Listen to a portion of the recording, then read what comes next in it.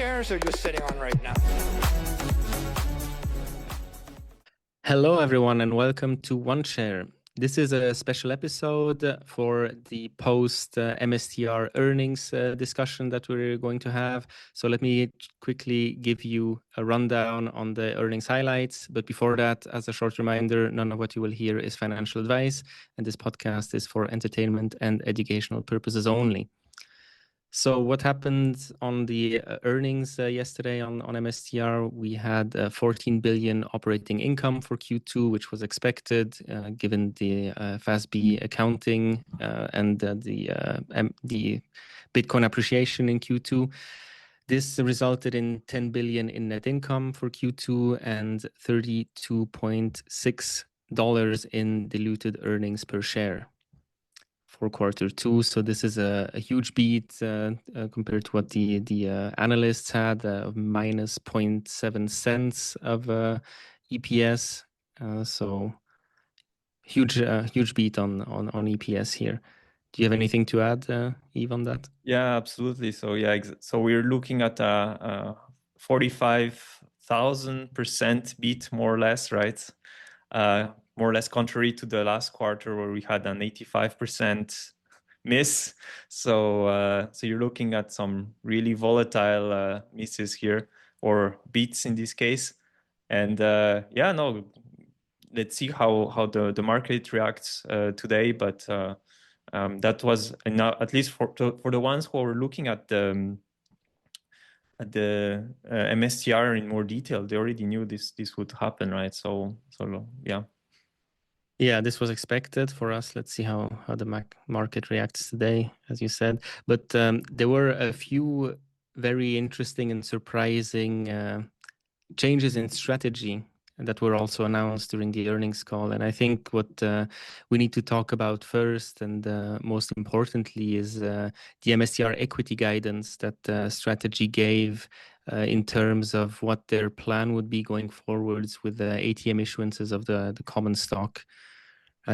Just maybe to tee that one up, there's been a lot of discussions on X and in the community over the last months, and some being very happy with the fact that MSTR, that strategy hit the ATM so hard because this allowed for a huge accumulation of additional Bitcoin. We talked about 500 million a week buys from time to time, so a lot of Bitcoin accumulation. But on the other side, this puts pressure on the common stock, right? And took down the volatility of the stock, but also the performance by issuing or diluting the shareholders so aggressively.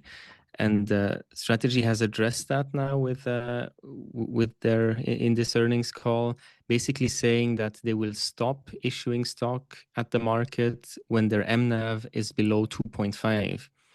Their mNAV today is around 1.7, 1.8. So this would mean that as of today, they stop completely issuing shares at the market.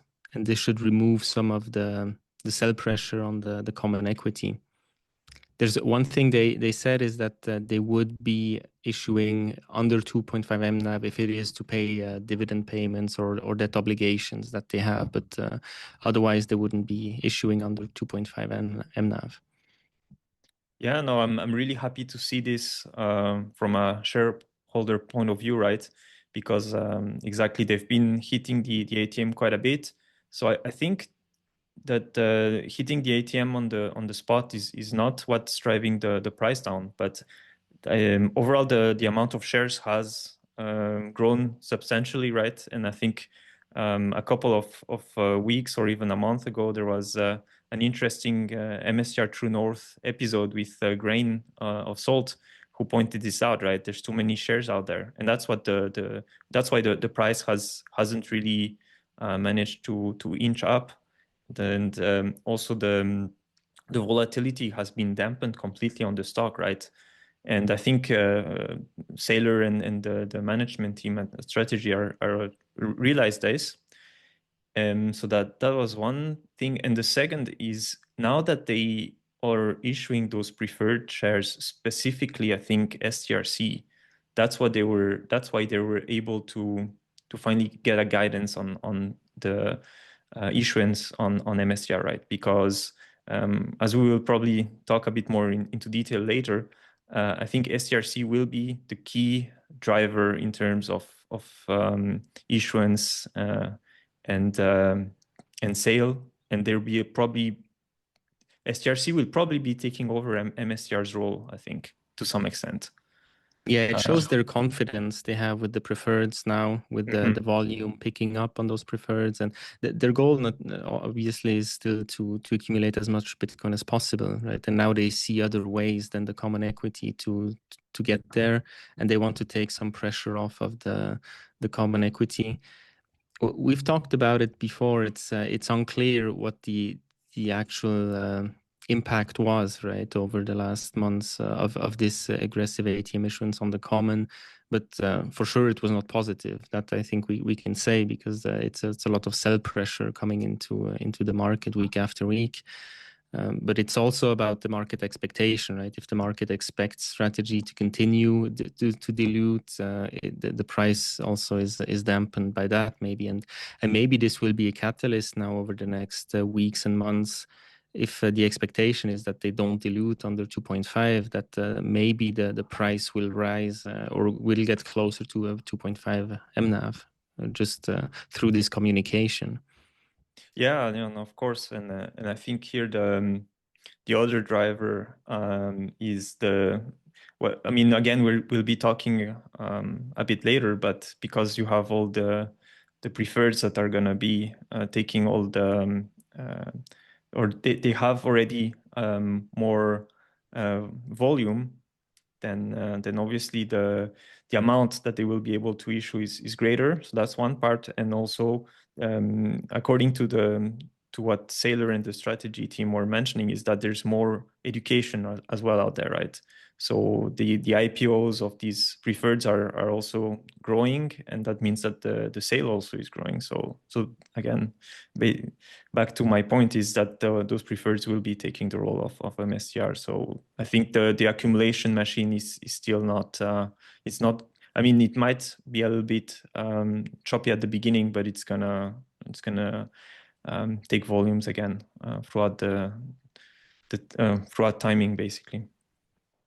Yeah, that's how I see it too. In the short term, I think maybe this is rather bad news for Bitcoin, at least. Maybe not for MSTR, but for Bitcoin, because the company has been accumulating very aggressively, and there was a buy pressure on Bitcoin that was constantly there through the issuance of this common equity, 500 million, 700 million a week, and this is gone now for the foreseeable future. So yeah, let's see how this impacts the price. On the other hand, Bitcoin is so liquid nowadays that we saw 80,000 Bitcoins being dumped on the market last week, and price didn't move that much. So maybe it doesn't, but yeah. So it looks like the market is agreeing with you, because I see the price of Bitcoin below 115K right now. So it's taking a hit from last evening. Yeah. However, I'm not so sure. I mean, when you look at the IPO of STRC, which was 2.5 billion, and again, when we show the volume of STRC, it's way ahead of STRK, STRD, and STRF. It's almost an order of magnitude higher. So I think maybe not this week, but in 1 or 2 weeks, I see STRC taking over the role of MSTR. I don't think that's a big issue, at least in my eyes. Yeah, let's see how it. I think Michael Saylor said in the earnings call he expects it to take 5-6 weeks to have STRC stable or in a stable range, and at that point, then they could probably issue more aggressively. I don't know, maybe it goes faster, but we've seen the STRC has been trading now since yesterday, right, or 2 days ago, and the price is below 100. It's actually around 95, 94. So this means that the market is not yet really pricing it, or not really believing strategy yet that they will hold this at $100, right? Yeah, I'm not sure, because it rose quite quickly, right? We're coming from, I think, $88 or $90. True, it's going in the right direction, but it was hasn't hit 100. 1 week ago, so it's not that long. So it's, in my opinion, quite fast, the way that the price is rising for such an instrument. That's one thing. And maybe also worth mentioning that last night, MSTR came out with the ATM for STRC, which is 4.2 billion, right? To be honest, I was expecting way higher. I was expecting that it would be the 21 billion, similar to STRK. I don't know, maybe they felt like STRK was too aggressive of an ATM for the 21 billion, and they decided to keep it a bit lower for STRC.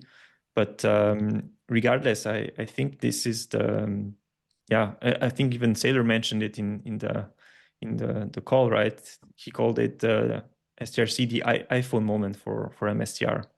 So I think they see a lot of potential there.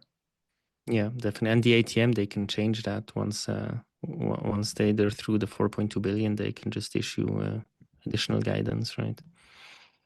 Yeah. Should we quickly bring up the slide on the equity guidance just to summarize what exactly their plan is here? So that's from the presentation yesterday, what you're seeing. Basically, they're saying below 1 mNAV, they would consider issuing credit to buy back MSTR. So they clearly state that they will defend the at least 1 mNAV on MSTR. Then between 1 and 2.5, they would not issue any stock, as we've said. And then over 2.5 to 4 mNAV, they would opportunistically issue MSTR. But this also shows that they would even be careful over 2.5 mNAV up to 4. And then over 4 mNAV, then they're saying they're actively issuing MSTR to acquire more Bitcoin. Right? So this is quite clear guidance, and will be interesting to see now what happens to the mNAV in the short to midterm, given this this clear plan here from the company. All right. Maybe let's switch topics a little bit and go into the estimates and the guidance from strategy. So maybe let's again show a quick slide from the presentation where they showed the guidance for the rest of 2025, and we see that they currently have an estimate for the year end for Bitcoin price of 150K. Right now we're sitting at just below 115, so still a little way to run here. Then for the Bitcoin yield, we have now a new revised target of 30%. And for the BTC dollar gain, revised target of 20 billion from 15 billion. And here I would argue that they're not being as aggressive as I would have expected in terms of their targets. And so that's on a Bitcoin angle, right? Because if you think about it from a dollar denominated or a fiat angle, then obviously that's still really aggressive targets. But yeah, from a Bitcoin view, not so much. So I don't know what you take out of this content. Yeah, it's so. First of all, the original target of BTC yield was 25% for the year, and they already reached that now after 7 months. So they're actually revising their yearly target upwards, which is very positive. But I agree with you that since we're already at 25% and their guidance is only 30% for the full year, which means that they plan to have a way lower BTC yield for the second half of the year than they had in the first half, and this is clear with their new strategy of not issuing a common stock at the market anymore unless they're over 2.5 mNAV, right? So they will try to get those additional 5% by issuing only the preferreds, and they need to still build liquidity on that. So that's probably why they're being conservative here. Is they can't know if the mNAV will trade up, so they're probably not thinking about adding common ATM to this plan to 30%, and doing it only with the preferreds with such new instruments. Yeah, they have to be conservative about the target because of that. Yeah, no, I think it makes sense. Obviously, But still, again, maybe I'm being too bullish, but I would have expected that the preferred start picking up fairly quickly at some point, and that they would still be able to undo the MSTR ATM, right? So yeah. And maybe it will. Let's see how this evolves. But still, the earnings per share that they guide for the full year is $80, right? So then we're at 32 for Q2, but we had -12 in Q1. So currently we're sitting at 20 EPS. So they still think that this will increase significantly until the end of the year here. Yeah, no, I mean, they're being conservative, which also makes sense. And if they start beating their own guidance, then probably it's for the best. So I guess it makes sense in that sense. And throughout the call, you could really see, I mean, the reason why they came out with this guidance of not issuing shares anymore is that they clearly think that MSTR is undervalued. And we've seen a few slides of them as well showing their net income and comparing that to other companies in the S&P 500, and they have one of the lowest PE ratios in the whole S&P 500, even though they're in the top 10 in terms of earnings. So they're really with those numbers we're able to show how undervalued MSTR is, and that's the reason why they want to stop issuing those shares and diluting. Yeah, I think not only during those slides, but throughout the whole earnings, they were mentioning how the market is not understanding MSTR and how undervalued they are. So that was a message that was quite recurring, I felt, during the earnings, and for good reasons. So and they also mentioned that they're working hard on education, on the institutional investor side and all, and that's coming up. But yeah, it takes a bit of time. Okay, so let's switch gears again and talk about the Q&A at the end of the earnings call, which was very interesting with some famous MSTR bulls participating in it and asking some great questions. So you want to start on that one? So the two questions for me that stood out are Linz and Jeff. And both of the questions were on a similar direction, right? Talking about the bear market outlook. So Lean's question was, what happens in a bear market, and would there be a dry up in liquidity, and would there be still interest in those instruments, right? And I thought that was a great question. Saylor answered it basically saying that unless there's a really I think a 90 to 95% drawdown, that it's no issue.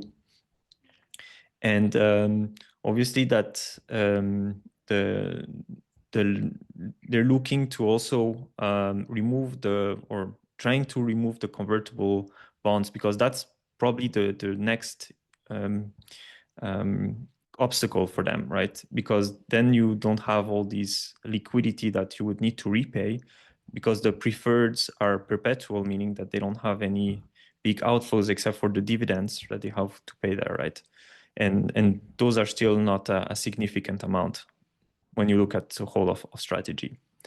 So and there also what I thought was interesting from Saylor is that he said once the convertible bonds are no longer there, potentially the leverage ratio can be increased, right? So right now they're looking at 20 to 30% with the convertible bond strategy. But if you're looking at only the preferred that are perpetual, then you could think of having a 30 to 50% leverage ratio. So I thought that was an interesting take because that suggests that we might see some increase in leverage ratio as the preferred take hold in the balance sheet. And yeah, that was also for me the main message in the Q&A is that potentially increasing the leverage ratio once they get rid of the convertible bonds, because again they don't have to pay back the preferreds. Their only liability is the interest payment on them, and to that, as you mentioned, Saylor said that up to an 80% drawdown, he would not see any any issue at all paying those dividends. And he said that if the market was to draw down 90 to 95%, then he could think about leaving out some of the dividend payments temporarily until the market recovers, right? So that would be a bad situation, and this would dry up the liquidity as well on those instruments if they become less attractive, if they're too risky or dividend payments are missing. But yeah, this is a tail risk again at this point, right? That Bitcoin would draw down more than 90% from here is tail risk. Yeah, no, absolutely. All right. I think we talked more or less about all the things that we wanted to talk about. So we can go to final thoughts. Maybe I'll start. And here, what stood out to me and what I found great, obviously, was the share issuance, the common share issuance guidance with the mNAV, and how they really are more precise on how they want to issue those shares based on the mNAV. And the second thing, though, is on X, Saylor mentioned that it was going to be a historical moment for strategy. And so I was expecting some big revelation or something. So I was probably expecting a little bit more on the earnings call overall. But yeah, no, I mean, the earnings call was great. But yeah, I was maybe expecting a little additional goodie somewhere there. So maybe that's what was missing on my end. Yeah, I agree with you. I think it was a bit overhyped on the last day, especially. But there was still some really good information out of the earnings call, and I mean, record earnings per share. That's probably what he meant by historic at the end. But the mNAV guidance on the common was really important, I think, for the shareholders. And yeah, I think I don't know how this will impact the price and the mNAV in the short to mid-term. So it'll be interesting to see. I think it can be very positive, and mNAV could shoot up, and then they can start issuing again, and it's just this virtuous circle that is continuing. On the other hand, if it doesn't, then it might be bad short term for MSTR, but especially for Bitcoin, because there's less buying pressure on Bitcoin as they're not issuing the shares anymore. So that's my thought there. Then I think that the comments on the leverage ratio is super interesting, and the fact that they want to get away from the convertible bonds and the 20 to 30% leverage ratio that they guided on for that will be removed once they don't have the converts anymore, and they will be able to lever up more, because again, those preferreds, they don't have to pay them back. The only liability they have is on the dividend payments, so they can lever up more, which then should bring back more volatility and liquidity into the stock and the options market. So MSTR will become more exciting again with that.